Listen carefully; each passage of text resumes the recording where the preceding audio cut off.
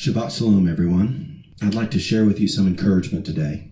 Came back a couple weeks ago from halfway across the world, and I wanted to share with you what we saw and what we found in the land of the Exodus, at the mountain of the Most High, the mountain of Yah. And when you think about Mount Sinai, traditionally, people have thought about the Sinai Peninsula in Egypt. That's where St. Catherine's is. That's where it's been historically shown on the maps and by the churches. But we look at scriptures to understand where the mountain of Yah really is. Exodus 3 says Moses kept the flock of Jethro of Midian. In the old days, Midian was Madian. You can look at many ancient maps and show that that is on the eastern side of what is now known as the Red Sea in Saudi Arabia. He led the flock to the backside of that desert there and came to the mountain of Yah at Oreb. And that's where he saw the burning bush. And that's where Yah told him that you will bring the people back out of Egypt and you'll come serve me at this mountain. Now Yah also told Aaron, go in the wilderness to go meet Moses. Now this was before Moses had come back to Egypt. Aaron went and met him in the mountain of Yah, Exodus 4. And when Moses and Aaron had brought back the children of Israel, they came to the desert of Sinai, and there at Sinai Israel camped before the mountain. Now they weren't the only ones that had gone to the mountain. We can see in 1 Kings 19 that Elijah took a wilderness journey of 40 days and 40 nights, and he went to Oreb, the mountain of Yah, and he stayed there in a cave. Ezra also heard from Yah at the Mount Oreb. And Paul, after his encounter on the road to Damascus with our Messiah, he did not go to Jerusalem immediately. He went to Arabia and then returned to Damascus. And then later on in Galatians, he tells us plainly that Mount Sinai is in Arabia, Saudi Arabia. Another witness to Mount Sinai being in Saudi Arabia is found in 1 Kings 9. It says, King Solomon made a navy of ships beside Eloth on the shore of the Red Sea in the land of Edom. Edom was south of the kingdom of Solomon historically, but as Solomon's empire grew, he had the area that included Eloth. And Eloth in Strong's H359, when you look at it, it's a town and a harbor, the northeast arm of the Red Sea, hence called the Eanitic Gulf, which is now known as the Gulf of Aqaba. So 1 Kings 9 is pointing to what is called the Red Sea to be the same as the modern Gulf of Aqaba. So Moses and the children of Israel had to pass through the Gulf of Aqaba to get to Mount Sinai, which lines up with the rest of Scripture and the rest of the journey that we'll see that he made getting to Mount Sinai. Amazing the things that you can find in scriptures when you look. Now, the traditions of men that are passed down can be incorrect. And when you look at scriptures and you have a different answer in scriptures versus tradition, we pick the scriptures because his word is truth. One of the first things we saw in 1 Kings 19 is that Elijah went into a cave at the mountain of Oreb, the Mount of Yah. And so the mountain has to have a cave there for Elijah to stay at. But here's a picture in Mount Sinai that has a cave at the top of it. The cave is 20 feet deep. The entrance is 20 feet wide by 12 feet high. And it's 6,500 feet in elevation above sea level. And it is about 1,500 feet above the plains. And you can see it in that blue box. It doesn't look like a 20 by 12 opening, but it is. It's very far up there. And it is in the southeast foothills of the Mount Sinai range.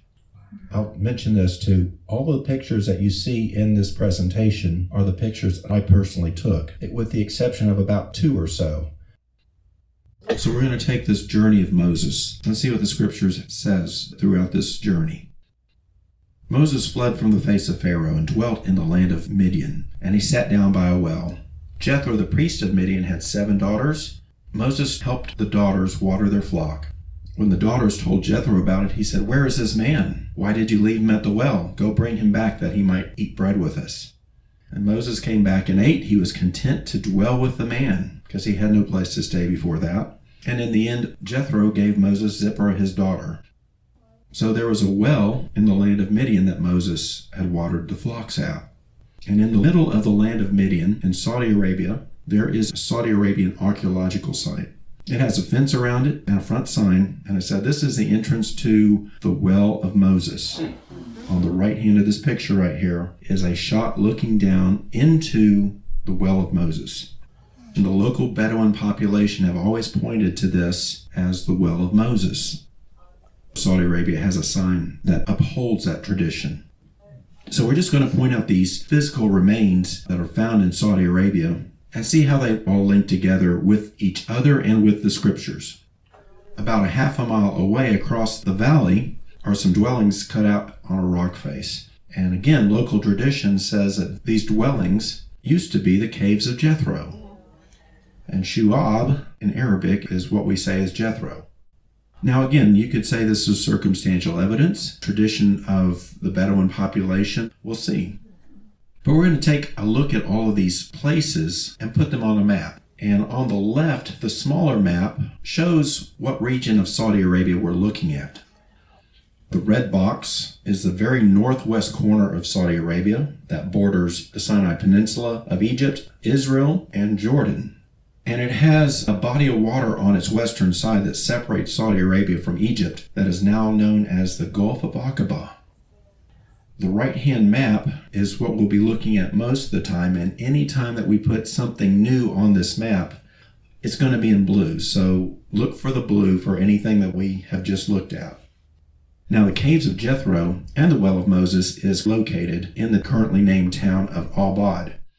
And both the Caves of Jethro and the Well of Moses are designated Saudi Arabian archaeological sites. And they are also listed on Saudi Arabia tour websites. So what is interesting here is Saudi Arabia is recognizing Moses during his stay in Saudi Arabia before he went back to Egypt. Because he had left Egypt, he had set up his residency in Saudi Arabia and lived there for 40 years. And both the Caves of Jethro and the Well of Moses are recognized by Saudi Arabia for this. As you may know, Moses is recognized as a prophet in the religion of Islam. Also in the town of Al-Bad is the Midian Museum, and some of the exhibits focus on the Caves of Jethro and the Well of Moses. Putting yourself in Moses' shoes for a second, you have the Well of Moses, the well that he would water his flock at every day, right at your back. And you're looking eastward. And he's just watered his flock. He's about to take them out into the valley and let them graze for the day. And he led the flock to the backside of the desert and came to the mountain of Yah. And there, that day, the angel of Yah appeared to him in a flame of fire out of the midst of a bush. And look and behold, the bush burned with fire, and the bush was not consumed. Exodus 3 says he took his sheep from where he stayed every day to the backside of the desert, ventured to the mountain that we now know as Sinai. Now look at the arrow at the bottom, and anytime you see this arrow pointing up on a picture, it's going to be pointing to what we call Mount Sinai. And the amazing thing here is that every day for 40 years, while Moses was getting water for his flocks and about to take them out to the wilderness, he walked out and was looking at Mount Sinai every day. And then after 40 years, he saw a big fire on it while he was out in that desert, and he went over there and started his journey back to Egypt. Now, as we were looking at the mountain, it was eastward of where the Caves of Jethro and Moses' well are. It's about 12 miles or so to the east of those caves, and the blue circle is showing the area of Saudi Arabia where that mountain is, Mount Sinai. As you look at that map, the dotted lines represent what's known as wadis in Arabic. And wadis are valleys or areas between mountains or canyons, but are good transportation routes because the area in the northwestern corner of Saudi Arabia is very mountainous. These wadis or these valleys were like the highways back then for the local populations. They would have to walk through these wadis to get to places. And it's really tough to see on this map, but this particular wadi, this valley that's between the Well of Moses and Mount Sinai, is called on this map Wadi Musa. The amazing thing there is that Musa in Arabic means Moses. The map is telling you that right there between the Caves of Jethro and the Well of Moses and Mount Sinai is the Valley of Moses. Now we speed up a little bit, and they celebrated their first Passover after they had painted their doorpost with the blood of the Lamb. He's taken Israel out of Egypt. He's gone through the wilderness of Egypt. He's gotten entrapped in the land, as Pharaoh has said. He's gotten to the edge of the sea. The seas have parted. The children of Israel have walked through the sea, and the seas have come back down upon Pharaoh and his Egyptian army. And they are now standing on the far side of the sea, which is the eastern side of the sea, or the Saudi Arabian side of the sea. And the interesting note here is that in Jubilees, it says, Moses commanded the children of Israel to observe the festival of unleavened bread. For you celebrated this festival with haste when you went forth from Egypt until you entered into the wilderness of Shur. For on the shore of the sea, you completed it. So your journey out of Egypt was completed when they walked through the sea and got to the other side. They got to the end of their journey through Egypt. And that is how the last day of the Feast of Unleavened Bread was initially commemorated and is a high Sabbath. For they started their journey on the first day of Unleavened Bread, the high Sabbath, and then they completed their journey out of Egypt on the last day, the seventh day of Unleavened Bread, another high Sabbath. And if anybody's wondering about Jubilees, in Qumran, the Dead Sea Scrolls, there were 15 copies found of Jubilees. And there were more copies of Jubilees found than any other book of the Old Testament except for Isaiah, Psalms, Deuteronomy, Genesis, and Exodus. The Judeans that fled Jerusalem to the caves of Qumran, that religious population, held Jubilees in very high esteem. And there's information in Jubilees that helps to complete the story of what we see in Genesis and Exodus. Now, this is something that's been shown in many other places, but I wanted to bring this up. Along the Gulf of Aqaba that they had to cross to get from Egypt to Saudi Arabia, there's really only one place along the entirety of the Gulf of Aqaba that they could cross. The Gulf itself is very deep. It goes down over 5,000 feet in many places, and the drop is very quick. It's like looking at the Grand Canyon times 3, because it's 3 times as deep and 3 times across in places. So it would be impossible, even if the waters were parted, for people to walk across that sea, because it would be like walking across the Grand Canyon in many places, except for one.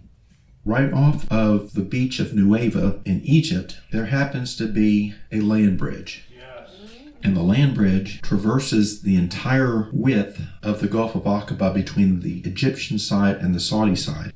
The land bridge at its lowest is 900 feet below sea level, which sounds like a lot, but when you realize that the Gulf is 10 miles across, then you can see that there's plenty of distance for the grade to get down to 900 feet below sea level and then come back up if it's graded correctly.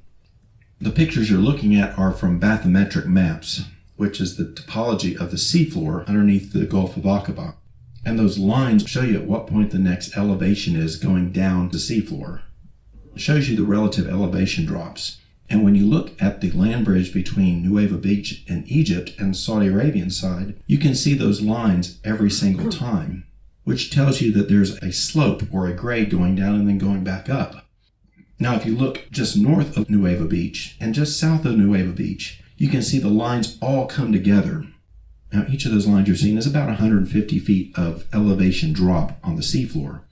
And when you look at the areas north and south of Nueva Beach, you see all the lines come together, which means that that's basically a canyon drop-off.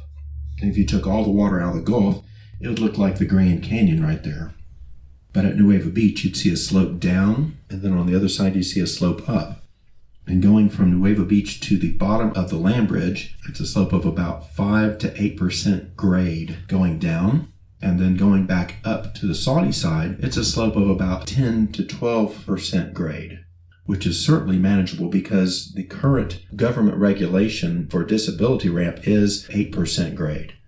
So this land bridge has got about the same slope as any disability ramp that you see.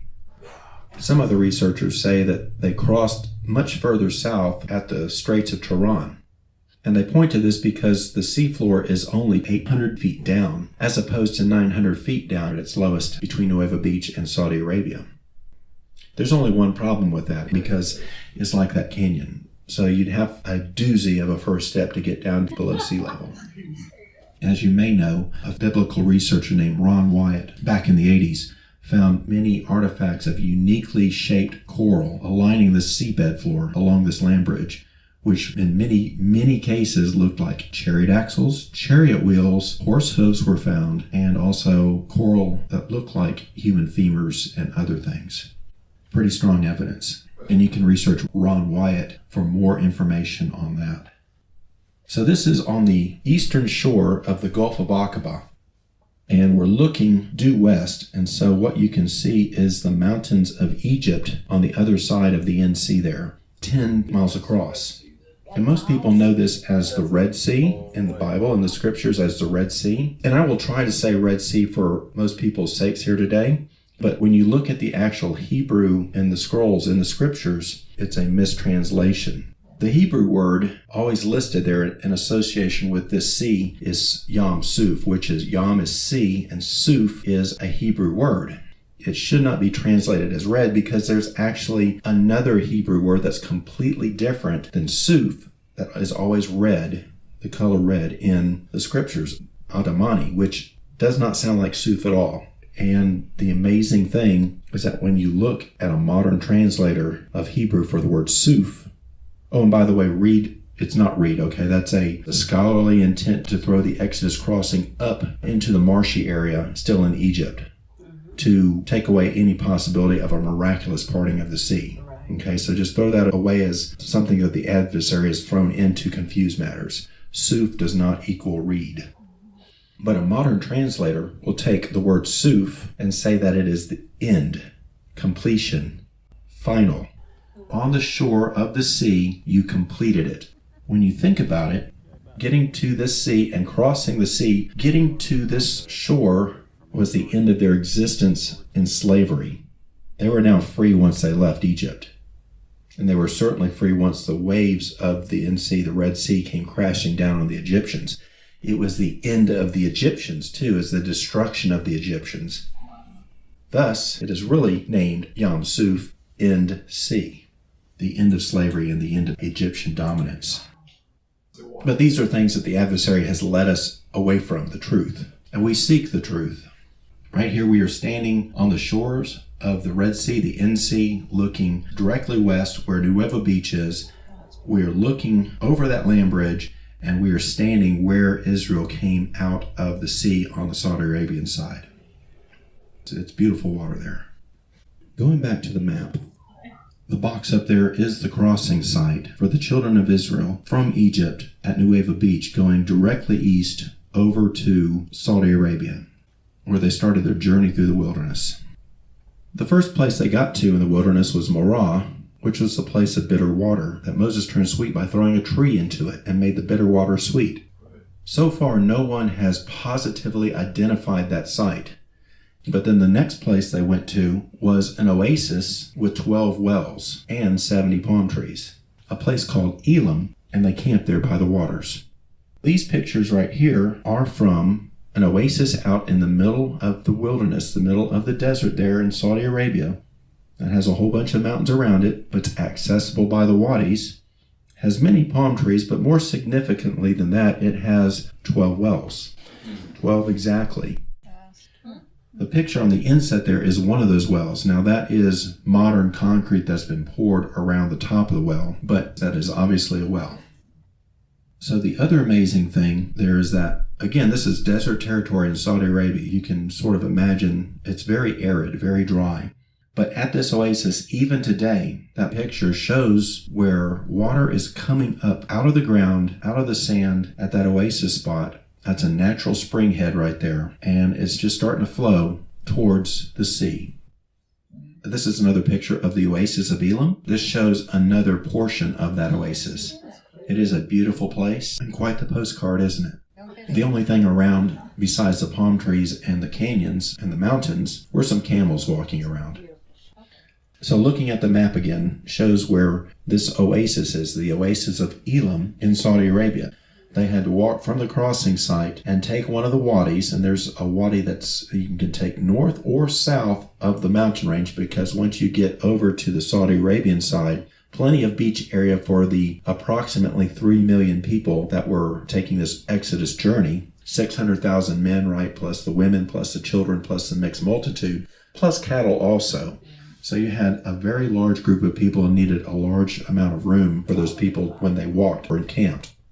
But at that beach, there is plenty of room for them to camp both on the Egyptian side and the Saudi side, but then they would either have walked north up around the mountains or directly south to get to the wadis that would have taken them to first Marah and then to the oasis of Elim, which you can see as the blue circle again.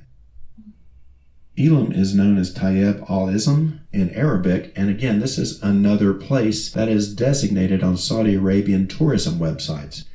This particular place is not designated, though, as a Saudi Arabian archaeological site. It's just in the middle of the desert. No roads take you there, so you have to know how to get there and have a good 4x4 to get you there and back. After leaving Elim, Numbers 33 tells us that they encamped by the Red Sea, by the End Sea. And they stayed by the sea because in one place, relatively close to Elim, by the sea, there is a very large and beautiful oasis that is centered less than a mile from the coast of the Gulf, extends a long way towards the Gulf. A very beautiful place. And again, water is coming straight up, as natural spring heads coming straight up from the land here. There was one pool where there were 4 different spring heads feeding this one pool, and the picture shows the flow of that water as it was going towards the sea. And many, many palm trees. There were dates that were falling on the ground from date trees there. This particular oasis is another Saudi Arabian national park. And this national park is close to the outskirts of the modern town of Makna and is known as the Springs of Moses, and also advertised on Saudi Arabian tour sites. It's about 10 miles south of Elim, so not a long journey for Israel to take from one oasis to another. And you can see that probable Exodus route from the crossing was just sort of take a southerly route all the way down through Elim to this oasis. Now, the next thing that's noted in the Exodus journey, Exodus 16, is that the children of Israel were getting hungry, and they complained, and so Yah provided them bread from heaven. And this is the bread which Yah has given you to eat. It will come every day in the morning, and you have to go pick it up every morning, prepare it, and then don't keep it until the next day. You have to have faith that Yah will provide for you every day. Except for one day, except for the 6th day, which we know is Friday, there will be enough for you to get 2 omers or 2 daily portions for everyone in your family. And you bake that on the day of preparation, the 6th day, because the miracle will happen every Sabbath. That manna that spoiled and turned to worms, every other day you try to keep it overnight, will stay fresh on the Sabbath so that you don't have to work and go out and prepare it and bake it. Which shows that our Heavenly Father blessed the Sabbath before the 10 Commandments were given, which is just more evidence that the Sabbath is not a Jewish rest day. It's a rest day that was created by the Heavenly Father. Now, the manna, as described in Numbers 11, is as coriander seed, and the appearance of it is as frost. So the people went through the fields and gathered it, and then had to grind it in the mill or pound it in a mortar and then bake it in a pan and made cakes out of it.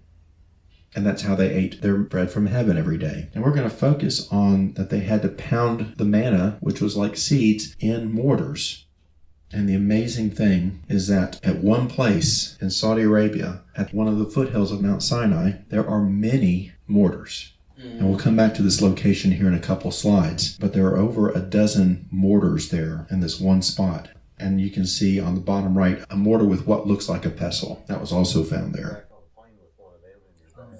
As we start putting these things together, we're starting to see a pattern that where the scripture says something happened, there's actually some evidence and a site associated with that in Saudi Arabia, even unto today, which is a miracle in and of itself. So the bread from heaven is probably pounded into flour in these very mortars. Now, Numbers 33 says that after this part of their journey, they encamped at Rephidim, which, again, there was no water for the people to drink. They were probably pretty happy at Elim. They were probably ecstatic at the oasis by the sea. But then the pillar of cloud and fire picked up and led them into the middle of the desert where there was nothing in sight except mountains and sand and a big rock. And the people murmured. And Yah said to Moses, "Go on before the people and take with you the elders and take your rod, and I will stand before you there upon the rock in Horeb." And Moses smite the rock, and then water shall come out of it, that the people may drink. And Moses did so in the sight of the elders of Israel. The picture on the bottom is us driving up through the wadi and seeing in the distance there the rock of Horeb. It doesn't quite look that impressive from that far away, but here's another picture of it once you get closer.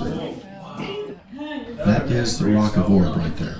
The first thing to notice is the coloration of the rocks. They're browner, and you can even see from the picture there that the consistency of the rocks are different than all the other rocks around in the region. The mountains, the rocks in Saudi Arabia there are very coarse, like sandpaper, grit, when you rub your hands over them. But the rocks that lead up to the rock of Horeb on this hill are different. They're all smooth.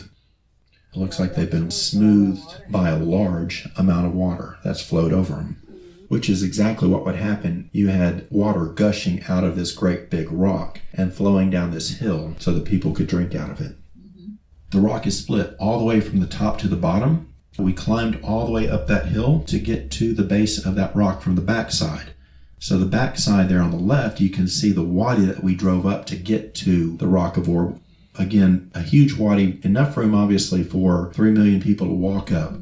And the picture on the right is at the base of the rock looking up towards the top of the rock. Starts to give you a little bit of the scale of the rock. So the hill that you were looking at, that the rock was sitting on, was about 110 to 120 feet high. And the rock itself is about 65 feet high. And here's a picture of some of our groups standing at the bottom of the rock of Horeb. It's a big rock. I included this just to give you an idea of the vast scale of this rock. Now, as I mentioned before, the rock is about 65 feet tall, a split down the middle, evidence of water erosion on the rocks below it, and a large valley or a wadi that connects it directly to Mount Sinai and from the other oasis spots that they would have had to travel from. After they departed from Rephidim at the rock of Horeb in the 3rd month, they came to the wilderness of Sinai, the desert of Sinai, and pitched in the wilderness there and camped before the mountain. That's both in Exodus 19 and Numbers 33. So their next stop after the rock of Horeb was all the way down to a desert valley that's in front of Mount Sinai. This picture is taken from that valley, from that desert in front of Mount Sinai, where they camped. And again, the arrow that you can see pointing upward shows Mount Sinai as they're looking westerly from the campsite.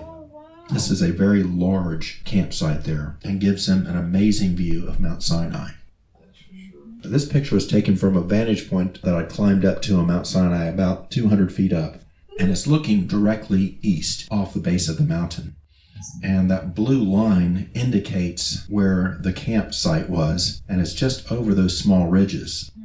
There is a pathway through those initial foothills there to get from the plain to the mountain. But you can't see the plain from where this picture was taken. You'd have to go up further up the mountain. But obviously, when you're standing on the plain, you can look up and see Mount Sinai. And there is a campsite there on the map, pretty much directly east of Mount Sinai there, and a few miles away. So if you can imagine their journey through the wilderness, from the crossing, they took a turn right and turned south to get to the oasis. And then they probably did a U-turn at the southern oasis, came up through Wadi Musa and journeyed north, sort of in a serpentine manner almost, to get to the rock of Horeb. The rock of Horeb connects to the large wadi that connects to the Mount Sinai campsite. So Yah told Moses, "Go to the people and sanctify them today and tomorrow, and let them wash their clothes, and be ready against the 3rd day. For the 3rd day I will come down in the sight of all the people upon this mountain."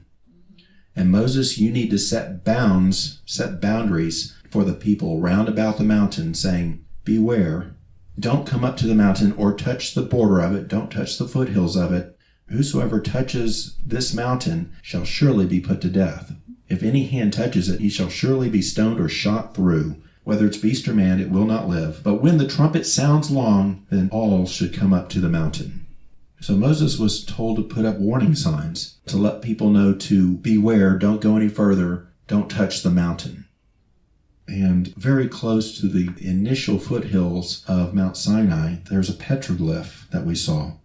And the petroglyph has two archers on it. Now this is a close-up of one of the archers you can see in the bottom right, and he's holding his bow and arrow sort of looking up.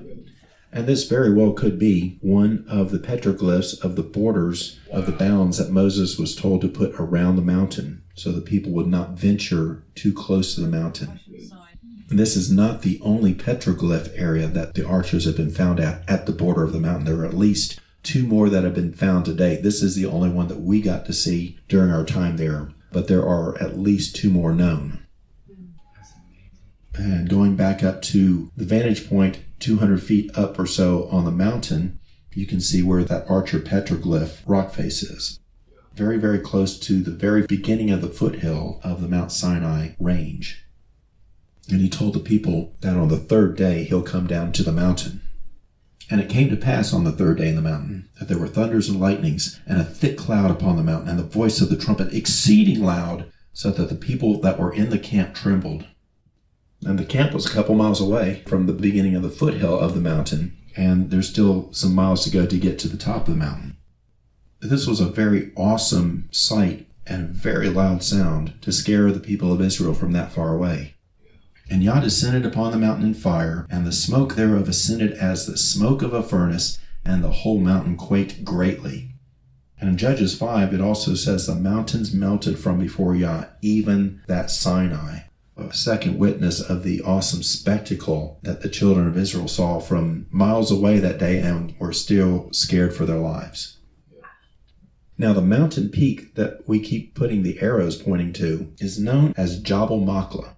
Many people, when they point to Mount Sinai in Saudi Arabia, they say that the mountain is Jabal Allah's.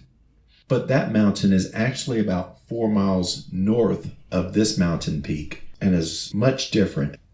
But Jabal Machlah in Arabic means burnt mountain. Burnt mountain. The peak of Jabal Machlah is 7,494 feet, and it's about 2,500 feet taller than the surrounding plains. This mountain is easily identified by a peak covered with blackened rocks, but these blackened rocks are uniquely blackened only on the tops of the rocks. And again, the local Bedouin population have historically pointed to this single mountain out of all the ones around. They didn't call it Jabal Machlah back then, even as soon as 30 to 40 years ago, when the Bedouins were mostly still in the area, when Ron White and the other early researchers like Jim and Penny Caldwell came here. The local Bedouin population have historically pointed this single mountain out as Jabal Musa, the mountain of Moses. The area around this mountain is another Saudi Arabian archaeological site, fenced off, but some of the fencing is down, as you can see right there on the right. And the arrow is pointing to the top of the burnt mountain. And you can see a large difference in the coloration of the top, the peak of the mountain versus the rest of the mountain. And that coloration is unique for all of the other mountains around the area. This is the only one. As I mentioned, the rocks from the top of Jabal Machlah are blackened on the top. Their natural color is a brown, and the brown is on the bottoms of the rocks. The rocks are sort of two-toned in that they are black on the top through a certain portion of them, and then they are brown at the bottom. Most of us are very familiar with pumice, like from Volcano National Park in Hawaii. The black rocks that have covered the roads and many holes through it. Well, the rocks up there are definitely not pumice. Now, if it was also a volcanic mount that had not had a true eruption, had burned the rocks from the magma chamber in the mountain, then the rocks would have been burnt from below. But these rocks are not burnt from below. They are burnt from the sky. And there are 3 pictures of those rocks right there that were brought down from the top of the mountain.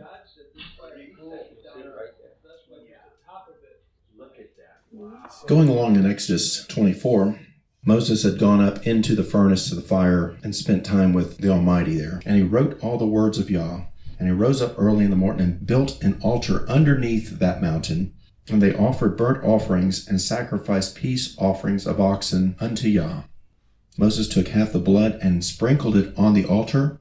He took the book of the covenant that he had just written from the words of Yah and read it in the presence of the people. And the people said, all that Yah said, we will do and be obedient. And then Moses took the other half of the blood and sprinkled it on the people and said, behold, the blood of the covenant which Yah has made with you concerning all these words. And he built an altar under the mountain.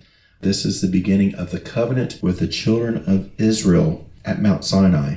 And so Moses had an altar that he built for the consecration of this covenant because it was a blood covenant. So the blood was sprinkled on the altar representing the Almighty, and half was sprinkled on the people because a covenant is a contract. So it'd be pretty incredible to find at the base of this mountain an altar. And that's exactly what you find. Here's a picture of the altar of Moses. You can see the rock piles there that designates the border of the altar. And this is another picture of the altar from the end of the altar looking into it. So there were two aisles there. They were sacrificing many cattle. And the walls were up to about 5 feet tall when they were first seen. They're a little different now because a Saudi archaeological team had come to this spot and excavated the altar. And during the excavation, they moved many of these stones. When they put the stones back where their original location was, they did not build all of the walls up to the original heights that they saw that were there originally, but at least left enough of the stones there to show the original shape of the altar. And this is from the other end of it, at the business end of the altar. The blue in the bottom left is from that picture that I took, and you may or may not have noticed it before, but the altar of Moses was in that picture that showed the plain and the petroglyph site for the border. And there it is right there in that picture at the very base of Mount Sinai. Where this mountain ends, literally ends, is where that altar is, and the final rock of Mount Sinai, before you get to the plain, was the final business end altar rock. Just completely incredible. And that altar has a 90-degree turn in it, and is probably about 60 feet in length. Now we just keep putting these pieces of the Exodus journey together, and we keep showing remnants of that journey straight from scriptures, and it's matching. The next thing that happened is Yah told Moses to come up to the mountain, you and Aaron and Nadab and Abiyahu and 70 of the elders of Israel, and worship afar off. So don't come all the way up, but come partially up the mountain, and don't bring the people with them, but just the elders. 73 people partially went up that mountain, and from that vantage point they saw Yah, and they appeared in that place before Yah and did eat and drink. And then after that Moses rose up and told the elders, wait here for us, I have to go up to the top of the mountain. Now, I'll tell you that getting up this mountain is not a hike, it's a true mountain climb. There are no trails to get up this mountain, and some danger involved all the way up, except for one place. The elders needed some place to not only eat and drink, but to rest. And they weren't going to really rest very well, nor eat or drink on the slope of a mountain. So there has to be a plateau for them to rest at. And it just so happens that there is. One large plateau that the elders could have stayed to rest after they ate, with an amazing vantage point to the top of the mountain, much closer than the campsite. And this plateau is about 3 to 4 football fields long and 2 to 3 wide. A very large plain. You cannot see it from the campsite. It's covered by the cliff walls that are in front of it. But on this large plain, there's not a great place for the 70 to sit and eat, except for one place. Off to the left on this plateau area, just a little bit up, is a smaller plateau. And the secondary plateau has many stone escarpments that are suitable not only for sitting, but for placing things to eat. It's almost as if Yah had put a set of picnic tables up there, ready for the elders to come sit and eat and relax and get a closer view of His glory and that mountain. And this is a picture of one of those picnic table benches on this plateau. This plateau is about 6,500 feet in elevation, so it's about 1,500 feet off of the floor of the plain of the campsite. And this is where the plateau is relative to the peak of Mount Sinai. This picture was taken by drones because you cannot see the plateau from the bottom. And then Moses alone shall come up to Yah, Exodus 24. Moses left the elders, went up into the mountain, and a cloud covered the mount, and the glory of Yah abode upon that mountain. And the glory of Yah was like a devouring fire on top of the mountain in the eyes of all of Israel. And Moses went into the midst of it and was in that cloud on that mountain for 40 days and 40 nights. And at the end of that 40 days and 40 nights, that is when Moses received the 2 tables of testimony, the 10 commandments on the tables of stone, written with the very finger of the creator of the heavens and the earth. This is a much closer view of the blackened top of the mountain, which gives you a really good visualization of how very different the coloration is at the top of the mountain. It looks like just a bunch of blackened coal up there. And again, that's the top of the mountain there from where the plateau is. So during the 40 days and 40 nights that Moses was up with Yah on the top of the mountain, the people started wondering what was going on. They saw that Moses delayed to come down out of the mountain. They decided to make up their own gods. They got together with Aaron. They broke off their golden earrings. They brought them to Aaron, and he made a golden calf, built an altar before it, and made a proclamation and said, "Tomorrow is a feast to Yah." There should be a second altar somewhere close to the base of this mountain, per Exodus 32. And right there, right on cue, is the golden calf altar. Now note, that golden calf is not really still there. That's a Photoshop sleight of hand there. This is a picture without the golden calf, as it currently looks. Now some could say, well, it's just another pile of rocks. You're going a little too far in claiming that this is the golden calf altar. But one could beg to differ because, number one, this is another Saudi Arabian archaeological site with a fence all the way around it, and the place, all of the rocks of the golden calf altar are covered with petroglyphs of cattle. And these are just some of the pictures. This place is covered with cow petroglyphs, unlike any other place in the area. Yeah, I see that. The altar is a little bit bigger than you would expect too. The bottom left is a picture of one of our group that's climbing up the golden calf altar. And from the top of the golden calf altar, again, with a good view of the top of Mount Sinai. So they weren't hiding this from Yah. They were doing it right in his face. And from the mountain, you can see where the golden calf altar is, right on the way to the mountain from the campsite. Aaron made the proclamation, "Tomorrow is a feast to Yah," using the golden calf. They rose up early the next day. They had burnt offerings. They brought peace offerings, and the people sat down to eat and to drink. And then they, quote unquote, rose up to play.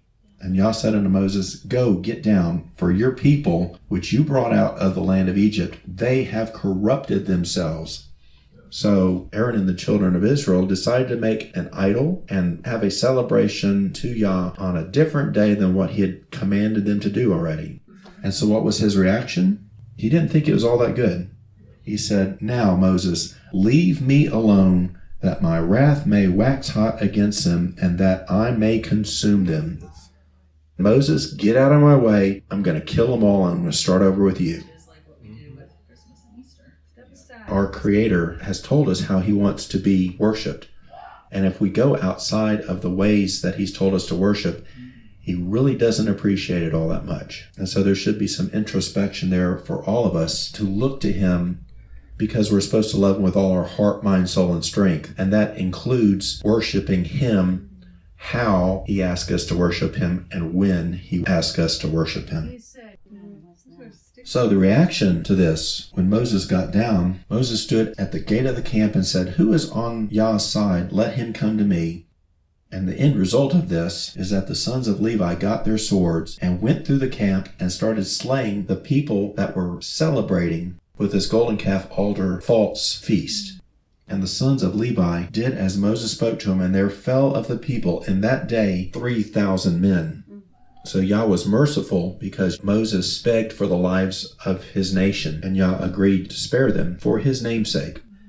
But the punishment was still meted out in that 3,000 people that took part in that false feast were killed. So that means close to this campsite, there has to be a burial ground for 3,000 people. And maybe not so coincidentally, right? There is a large grave site close to some other of the foothills of the Sinai mountain range. This is yet another site that is completely fenced off by Saudi Arabia as an archaeological site. There are graves that have a headstone or a pillar that has been stood up in memorial. And interestingly enough, the right picture shows where somebody probably had come by at some time in the past with a metal detector and maybe had a hit and decided to dig up part of the graveyard to see what they could find. And this graveyard was fenced off, and those mortars that we saw before, the mortars that pounded the manna, this is where the mortars were found.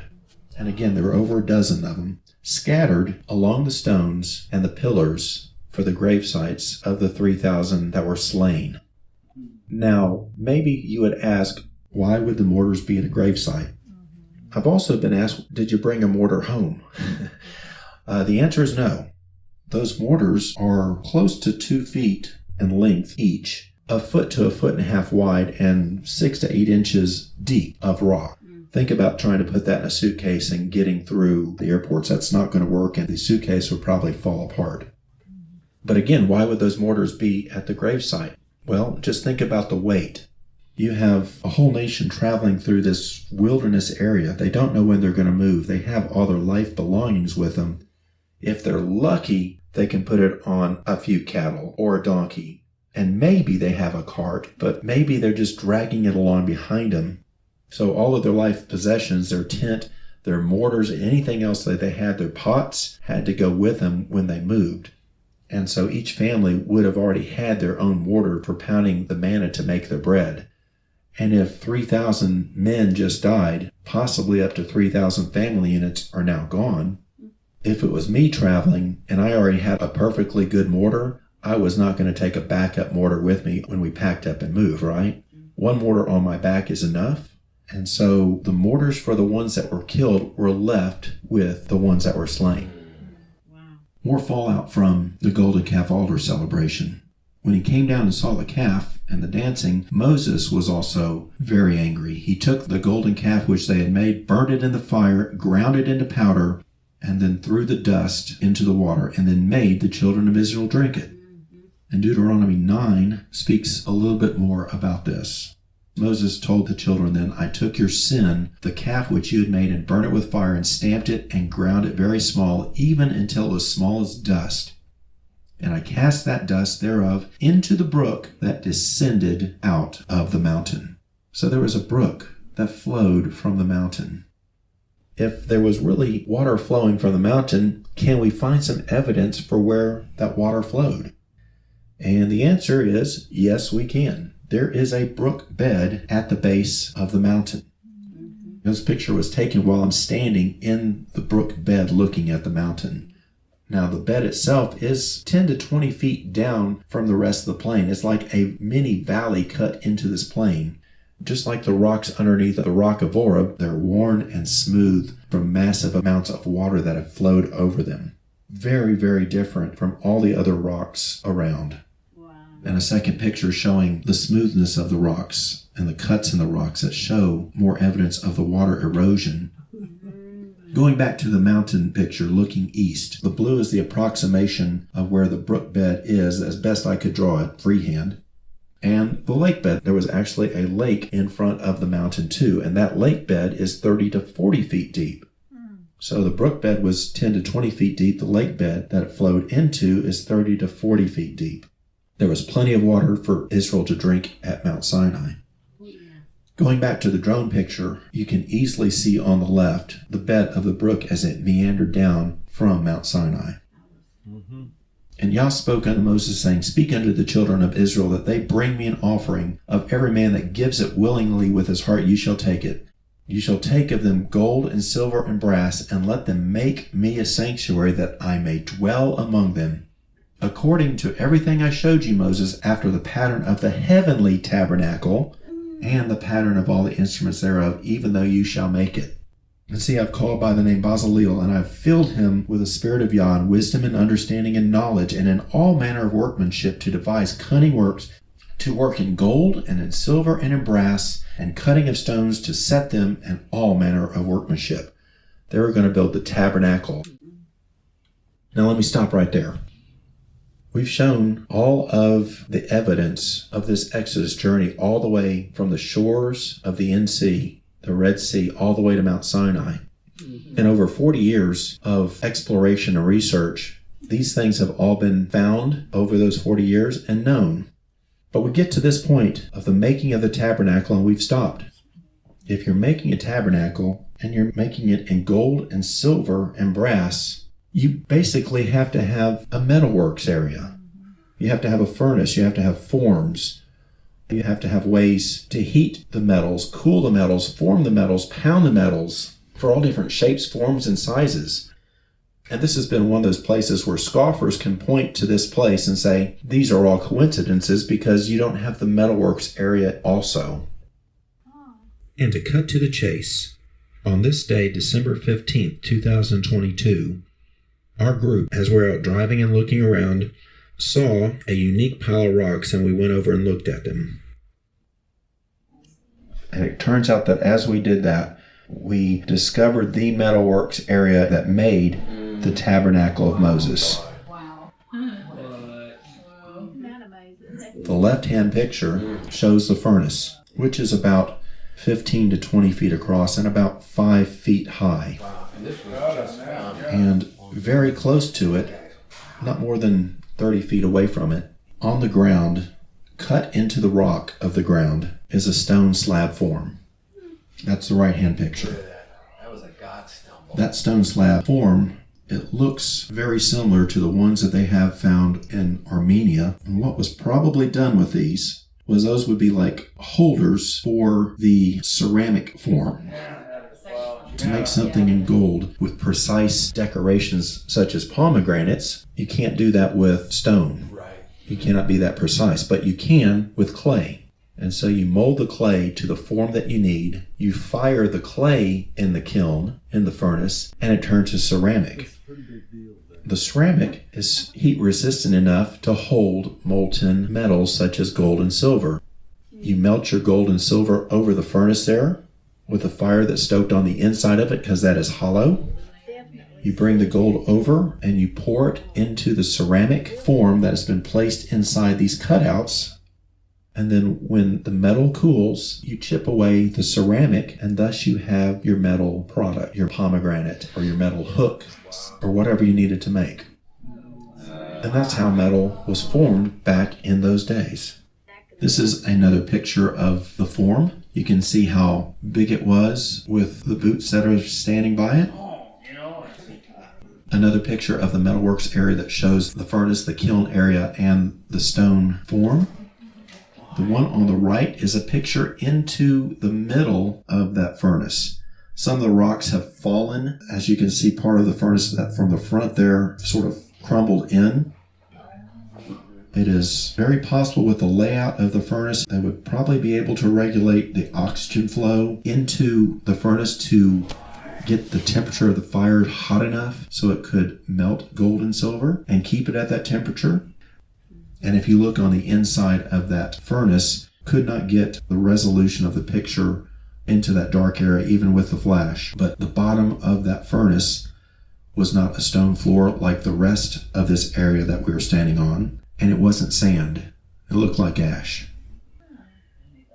Now the other interesting thing is that also very close to the furnace, there were some rock formations or cutouts that were so comfortable to sit on that was probably the break room or the sitting area for Bezaleel and the others after they had poured the gold into the forms and they were waiting for the gold to cool in the forms. So they were far enough away from the furnace so they wouldn't be overwhelmed with the heat, but they were close enough to the forms to be able to see them cooling.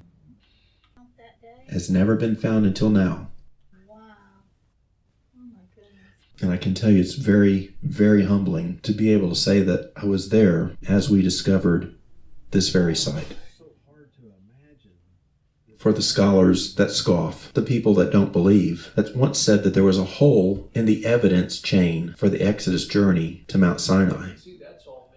We go to Exodus 25. Part of the instructions of Yah to Moses. Yah told Moses, "You shall make the ark of the testimony, the ark of the covenant, the length of 2.5 cubits, which is about 51 inches if you go by a cubit length of 20.62 inches, which was the same cubic length as the measurements of Noah's ark. And the depth of the ark was 1.5 cubits, and the height of the ark box was 1.5 cubits. And you shall also make 2 cherubs graven in gold and put them on each side of the mercy seat. The cherubs shall stretch forth their wings above and overshadowing the mercy seat with their wings. And their faces shall be towards each other, and the faces of the cherubs shall be towards the mercy seat." And the ark that you see right there is a model made to the specifications of Ron Wyatt. And we know the Ark of the Covenant is his throne. And being a throne, and that the high priest would come in and sprinkle the blood of the calf and the blood of the goat 7 times upon the mercy seat, is also witnessing to the fact that the wings would have gone along the back edge of the mercy seat. And the wings would overlap just enough to give it structural support. And we're focusing on those wings right now because as we were walking around looking in the metalworks area, looking for more things, one additional thing was found. We found the form location for the wings of the cherubs that overlook the Ark of the Covenant. And this is a picture of that. Look at the model and look at the wing stone form. You can see, if you look closely, the feather lines that go down towards the ground very clearly. And the wing angles to the other end. And you can still see the lines of those feathers even on the top of that stone form. The lines on the top of the rock have been eroded, obviously, over 3,500 years, so they are not as clearly visible as the ones that are pointed down towards the ground. But they are still there, they're still visible, and they all line up with the feather lines that you can see going down to the ground. Oh, wow. And you might wonder, is it the right size to be the wings of the cherubs?